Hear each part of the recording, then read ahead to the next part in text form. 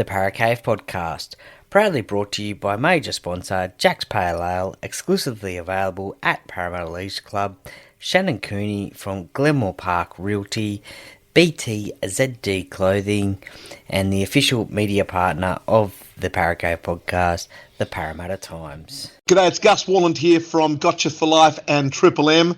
I'd love to invite you along to the Mental Fitness Gym. Go to the mentalfitnessgym.org. That is a place where you can pick up some exercises to build your mental fitness, to work on that emotional muscle, those muscles in your head that are so powerful. Please come and join us at the mentalfitnessgym.org for all that stuff to build your emotional muscle and your mental fitness.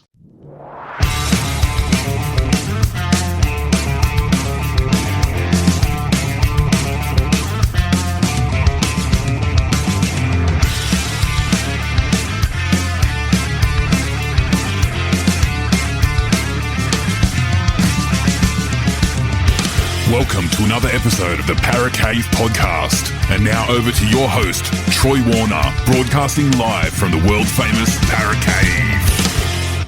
And yes, hello and welcome back to another episode of the Para Cave podcast. Troy Warner here, and it is back to the former player interview that I have from time to time, and this one is with a former premiership winner with the Brisbane Broncos. He played in their inaugural premiership winning side in 1992 and 1993. Also played in their first ever Brisbane Broncos team as well that took on Manly up there at Lang Park back in the day.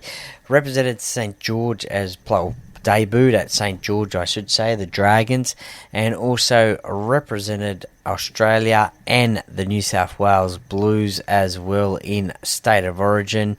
And he was also the first ever CEO of the Melbourne Storm back in the day as well. And I'm talking about Mr. Chris Johns. Now, a really interesting chat with Chris. You don't tend to hear a lot of interviews with him.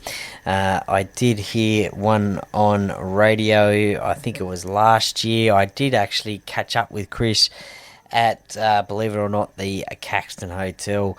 I think it was, we've been trying to organise this one for a while, and I think it was last year, I think I caught up with him at the Caxton Hotel in Brisbane. I think it was when I was up there for Magic Round last year.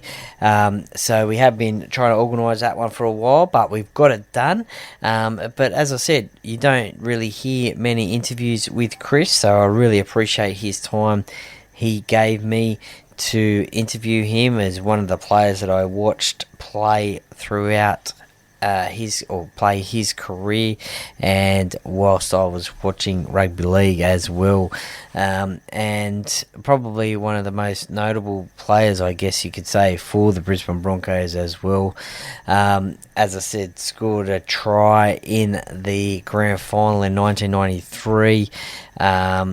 And so we talk about that as well, winning competitions with the Broncos, playing in that first ever game at Lang Park, and some other stuff as well. So as per usual, this will be split up into 2 episodes as well. I hope you're enjoying that one as well.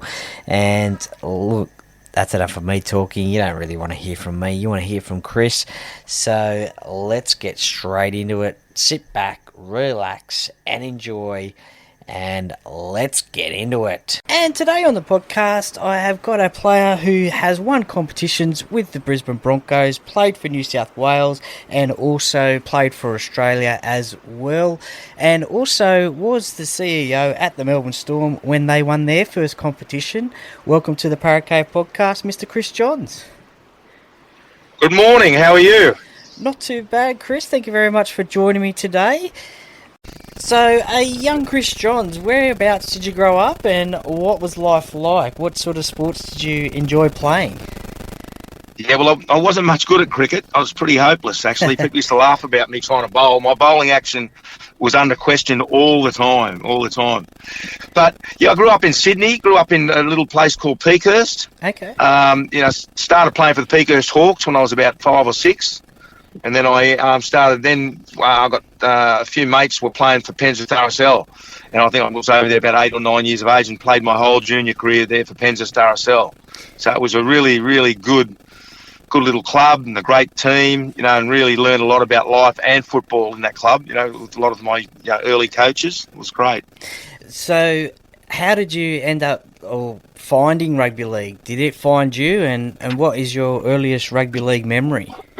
Yeah, I know. It was just my dad was he was a Manly supporter, actually. Okay. And we used to, we used to do work on the weekends on the house, I help him, we build a pool and, we used to do little renovations underneath the house. And on Saturdays, we used to, finish the day by turning on the radio and listening to Frank Hyde. Oh, yes. Dad would be sitting there having a cold beer and, we'd be happy with the work we'd done and listen to the footy. And then, and Dad, was keen rugby league person. He found the Broncos Hawks and said, listen, do you want to play for them? And then, just started from there. So it was interesting. My school, Peakhurst High, was not a private school or, or any fancy school, but it actually played rugby union. And, I didn't really like playing rugby union because they'd kick the ball and I wanted to run it. And, I'd be thinking, why are you kicking it? Why can't we run it? So, I played for a local club on the weekends and didn't really worry about the rugby union in the school program.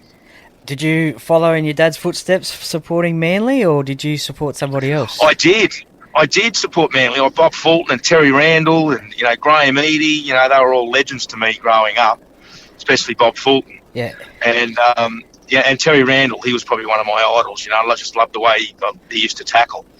And, I remember that 1972 or 73 grand final against Cronulla. Okay, yeah. I actually went to the game with my dad. And, we were standing there in the front of the stands. It used to be just like a asphalt where you'd stand, and Dad would be drinking the beer, and we'd get his beer cans, and we'd get his empty beer cans and stand on the beer cans to try and get a higher elevation to see the game. Yeah. But it was an amazing game, that 73. It was probably the most brutal game that rugby league's ever seen. Yeah, it sure is. I think from time to time it comes up on Fox Sports as a replay, and it certainly did look that way. Now, I guess growing up down in that area and playing junior rugby league in that area, is that how you got cited by St George and then I played SG Ball and Harold Matthews Cup and then President's Cup. So you went through those junior rep programs, and then eventually St George said, listen, we'd like you to come and play grade football for us. So I went there and played third grade in my first year in 83, and then 84 I played reserve grade and started playing first grade midway through the season. And in that Dragons squad was a player called Steve Rogers, and you got to play a few games with him. Now, players and commentators have said that he was an exceptional player. What were your thoughts being a young kid in first grade and having Steve Rogers there? Yeah, well, in actual fact, when I was a kid and I pulled into that club, they had Michael O'Connor, they had Steve Rogers, they had Michael Beattie and Brian Johnston. So they had four probably the best centres in the game, and I was sitting in behind them. Okay. But lucky that, there was a few injuries and, I was playing pretty good. I forced my way into the squad, which was great. Yeah, no, for sure. Some talented players there and legends of the game.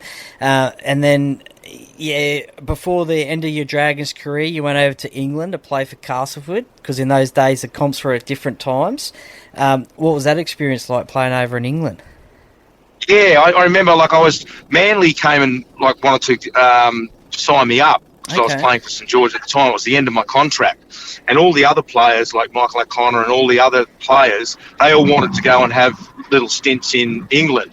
But the club actually said, no, this club's not going to let players go to England because we need you here and we want you fully fit for next season. So when my contract came up and Manly were there, bidding, yep. I actually used that a bit and said, listen, I'll stay here for a bit less money, but I want to go to England. So they let me go to England. It was probably, one of the best things I've ever done. Malcolm Reilly was the coach at the time. So it was just, it was amazing to be coached by Malcolm Reilly. And, I watched him in that 73 grand final against Cronulla when he was playing for Manly. And, to get an experience. I've been really lucky. I've had probably 5 or 6 of the best coaches you could have. Like I had Jack Gibson who's coached me, who's, you know, I've had Malcolm Reilly, I've had Bob Fulton, I've had Tim Sheens, I've had Roy Masters, and I've had the great Wayne Bennett, so and Phil Gould. So, you know, all of the really great coaches over the last 20 or 30 years I've been able to, you know, be mentored by. So it's something that's, you know, was really, really, really great for me. And I guess they all bring different things to the table, don't they, in the way that they coach rugby league? Yes, they do. It's, you know, like, you know, all of them have got different skill sets and different strengths and different weaknesses. But yeah, they've all experienced tremendous success in their careers, and, you know, they're very, very lucky. Was it because you wanted to play in England that you didn't pursue that Manly deal? I mean, you supported them as a kid, and your dad followed them as well. Was there ever any thought of joining Manly? Oh, I did think about it, you know, but once I got to play for St George, and, you know, I had some wonderful friends like Craig Young and bloody Slippery Morris and Graham Wynn, and, you know, Billy Noak was there, and really one of my best mates in life was the bloke named Jeff Selby. Okay. So, you know, I don't think I ever would have gone anywhere, because it was, you know, you're with your mates. It's pretty hard. In those days, it wasn't a lot about money. It was more about, you know, playing with your mates and succeeding with your mates. So, yeah, I thought about it, but, you know, I was never really, you know, 100% keen on going. And then after St George, when you came back in 1988, you were at the Brisbane Broncos. How did you get to go back home to Brisbane? It was, you know, I was probably a little bit stale at St George, you know, like I probably hadn't played as good as I could have, you know, and, you know, a lot of young mates of mine living down there, and I thought it was time to get serious. And when the offer came, I actually got offered a contract because Newcastle came into it that year, Gold Coast came into that year, and Brisbane came that year. I got an offer for all 3 of those clubs to go. And then when I looked at it, I thought, oh, Gold Coast, a bit of a holiday mode, probably not the right way to go. And Newcastle was tempting, but when I got to hear about what Brisbane were doing, you know, they were going to have, you know, like Gene Miles, Colin Scott, Greg Dowling, you know, Wally Lewis, Alan Langer. I thought, wow, to play with those superstars, and week in, week out, and, you know, like Wayne Bennett was looking like being a really good coaching option. I thought, geez, you know, this is probably an opportunity I can't knock back. What were your first impressions of Wayne Bennett, and can you believe that he's still coaching today?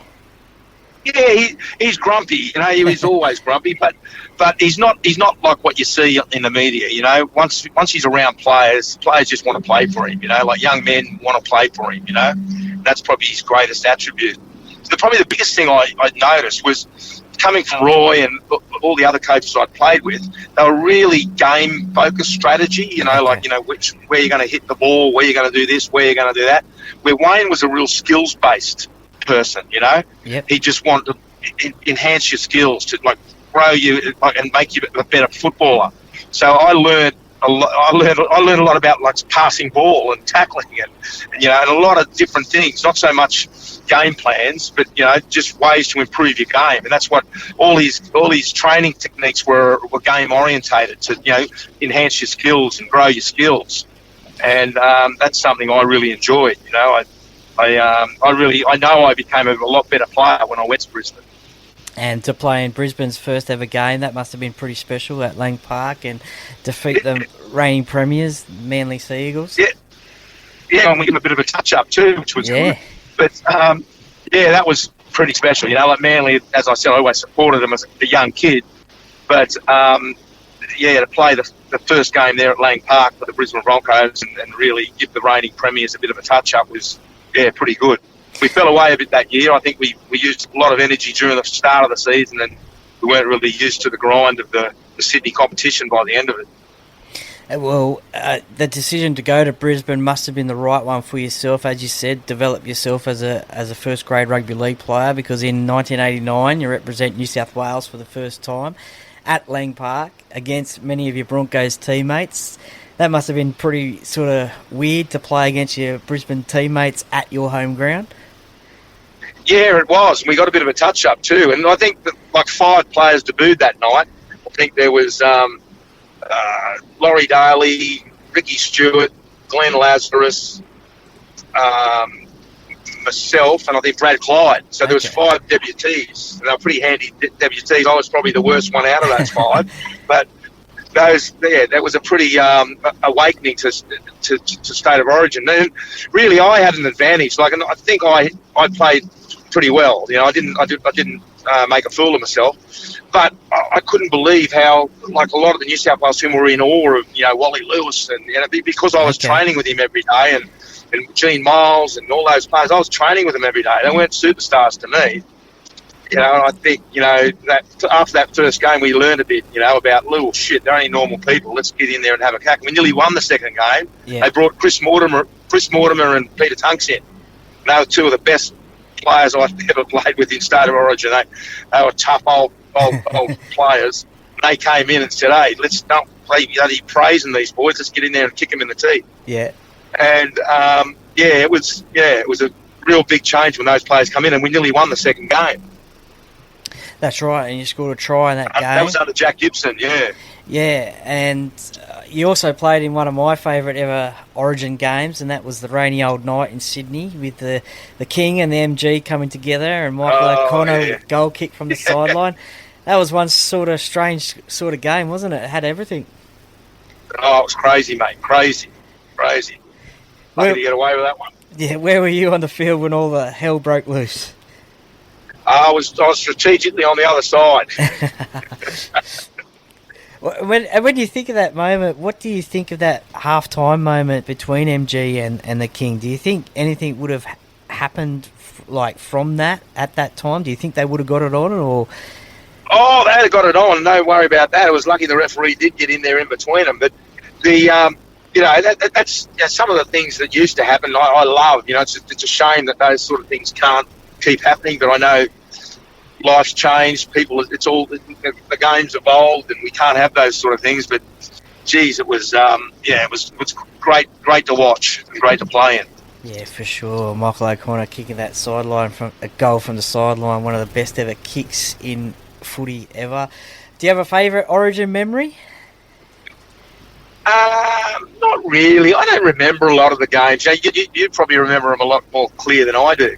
Things I remember more about it was the camaraderie, you know, like the getting together in the camps, and, you know, and just, you know, just wanting to play for each other and die for each other, you know, and now I've got lifetime friends now, like, you know, David Gillespie and, you know, Johnny Cartwright and, you know, Laurie Daly and, you know, like E.T. and all those sort of people. You know, you meet them now and they're just like relatives. They're like family.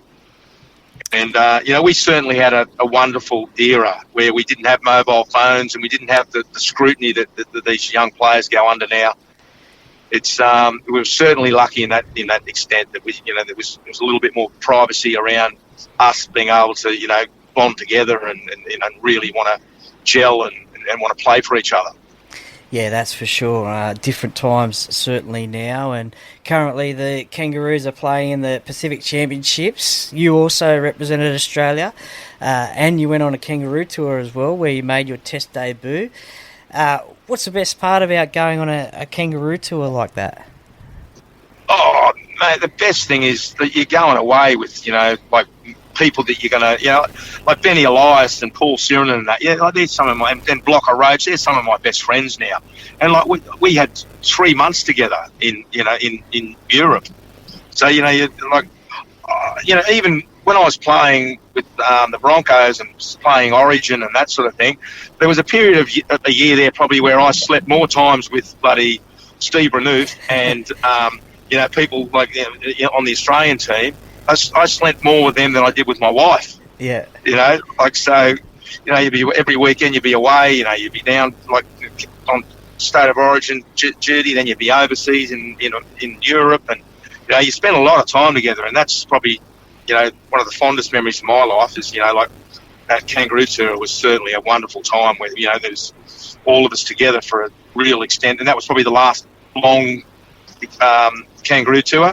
And if you look back in the old days, they used to spend a month or two on boats before they even got there. So, there was like 6 and 7 months they were spending together. Yeah, for sure. Well, so, there was one 1994. That was the last one. But do you ever think we'll see something like that again, or is it too hard these days? And those kangaroo tours are in the history books. They are. Yeah, my hopes for the game are like if we can get to a 20-team comp, we can be like the American NFL, where you've got two conferences. You got an in-Sydney conference and you've got an out-of-Sydney conference. And then, you play your respective grand finals and you play your super grand final, which is the out-of-Sydney teams versus the inner-city teams. Okay. And if we do that, the possibility is we can reduce the games. Like, I think 27 rounds is crazy to put that through our athletes. And if we could reduce the amount of club games, then we can try and expand a bit more on the international and the state of origin and that sort of stuff. But I don't think we need to be playing 27 rounds. And just mentioning that 20-team competition, where do you think the other 3 teams will come from? Because there is talk about I think there's no mistake that there's going to be one from New Guinea. I think that's there's a lot of money coming from the government. It's going to be so good for our game. Like if you professionalise the people in New Guinea, mate, the only country in the world that the number one sport in their nation is Papua New Guinea, where rugby league is. Yep. And we are idolised over there, and they just absolutely live and breathe for our game. So once you get some professionalism around them and start giving them good access to good technique, good training, good bloody, good knowledge, they're going to be a force to be reckoned with in the future. So it's only natural that's where we've got to go. That's where we've got to get one of those teams. And then the other ones, they're going to come from, Brisbane, Perth and New Zealand. So someone's going to miss out there. But so it'll be one of those. Oh, no, sorry, there's 3 teams to come, isn't it? Yeah, well, so one will miss out. Yeah. So what do you think? Who do you think will miss out, and who do you think will get in now? I don't know. I think the one that's got the most credentials to really push this thing to the next level will be the teams that get in there. So if New Zealand will get a professional enough tender together, they'll probably get there. Same with New Zealand. So you've got New Zealand and Perth, right? Yep. They are probably one of those will get in, or if we get an extra Queensland team. So it's going to be one of those. Either Queensland will miss out, Perth will miss out, or New Zealand will miss out. It'll be the most professional proposal that goes forward. No one will be getting romantic about where they've got to be. Yeah, I'd love to see a team in Perth, and definitely New Zealand is growing as we speak these days. Their passion for rugby league is getting more and more. You talked about passion of rugby league in PNG. You toured there for Australia. What's it like playing in PNG? Because I've heard it's like pretty crazy over there. Oh, it's crazy, mate, crazy. From the time you get off the airport onto a bus, there's thousands and thousands of people all out there calling Meninga, Langa, Langa. They're just absolutely just besotted with the game. And it's amazing. I remember one game where they couldn't get in, and they were in trees. Like there would have been like 1,000 in trees, like looking into the game, trying to watch the game. And then, at half time, they all were onto the field. We couldn't get them off the field. They had dogs and tear gas. And we'd all be lying on the ground with wet towels over our faces. So the tear gas didn't affect us while they got the supporters off the field and back into their seats to resume the game. Yeah. So, pretty chaotic, but just a wonderful place for rugby league. Was there anyone yelling out, Johns? No. I think I was a bench warmer, so they didn't worry too much about the bench warmers. Yeah, fair enough. Back to the club football scene, and the Broncos make their first ever grand final in 1992 against your former club, the Dragons. What was the week leading up to that game for yourself and the team being being the Broncos' first grand final? It was like a lot of pressure on us, because with the good things about Queensland is you get a lot of support, and there's a lot of people, teams love coming to play at Lang Park or ANZ, or what do they call it, Suncorp Stadium. Yep. Or when ANZ, when we were there. That's one of the most proudest things I had, was, apart from premierships, when we first went to ANZ Stadium, we were the first club to beat AFL. We averaged over 40,000 people to home games. That's right, yeah. So that was unheard of, Like, we beat Collingwood. Collingwood was second. Yeah. So for the first time, rugby league averaged more home team, more people to a game in a season, and that's when we went to ANZ Stadium. So it was, was absolutely magnificent. So back to your your question, but there comes with a lot of expectations. So a lot of pressure on us when we got to that first grand final to break the hoodoo and win it. We always said we wanted to win one within 5 years, and that was actually our 4th year. So it was something that we really, really, were keen to do, and it was, huge weight off our shoulders when we finally won that first grand final. And what was the feeling for yourself when that full-time hooter went, knowing that you were part of the first ever premiership team for Brisbane? Oh, it was just unbelievable. It was just undescribable. It was, just something. And, it's great. The pinnacle is to get picked to play for Australia, no doubt. You remember when you're a kid getting up at 2 o'clock in the morning and watching the steam coming off people's backs as they're playing and tackling and, and watching, and you think, watching Bob Fulton score a try and Graham Eadie do something special. And you'd think, one day if I could ever do that. So it's definitely the pinnacle that every player wants to do, And then there's State of Origin, which is like just the experience on State of Origin night on a field is just second to none. You can't even hear yourself thinking. And the sound. It's like you're in a disco where the speakers are bouncing and the noise is bouncing off your skin. So when you're in that cauldron, in that, like Lang Park or at the SFS, State of Origin, the noise is just vibrating off you. So it's just undescribable. But to win a premiership is one of the best things you can ever do, because you're doing it with your mates.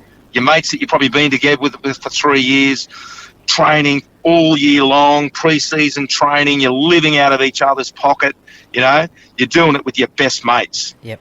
And so that's why your premierships are, up there with, the best thing you can do. How you going, mate? Are you a Para Cave podcast listener? I am, bro. It's a great podcast. Everyone tune in. Go Para. Hello, Para Cave podcast listeners. My name is Shannon Cooney from Glenmore Park Realty and long-term sponsor of the Para Cave podcast. If you're looking to sell your property or buy, or just curious to know what your property is worth in today's market, give me a call today on 0421 588 445.